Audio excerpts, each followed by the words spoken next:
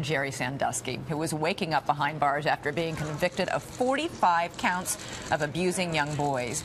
And this morning, his legal team is gearing up for a possible appeal. ABC's Jim Avila is in Washington with the very latest on that story. Good morning to you, Jim. Good morning, Elizabeth. After its resounding loss and the lifting of the gag order, the Sandusky team can't seem to stop talking about an appeal. But for the victims, that's all just noise. The 45 guilty verdicts made it clear the jury believed the 8 young men who testified against Jerry Sandusky. But until the jury spoke, the biggest worry for the victims and their families was that the former Penn State coach could walk. That was my biggest fear, that because of who he was, that he would not be found guilty. The mother of one of those victims, called victim number 1 by prosecutors, spoke exclusively with ABC News.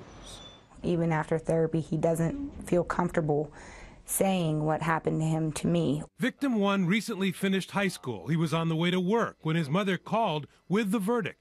He had to pull over his car. We talked about it for a few minutes, and he was extremely happy. She says her son is working on his anger and disgust, now in counseling involved with a foundation called Let Go, Let Peace Come In.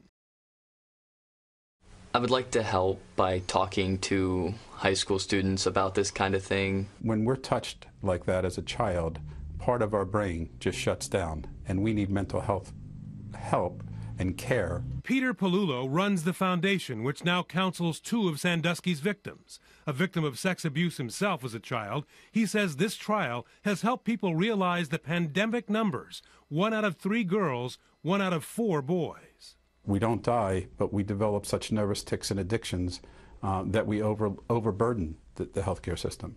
Meanwhile, victim 1's mom says he is relieved the trial is now over, and while he's been damaged, he will move on. He's a strong one, he's a survivor, and he'll get through it.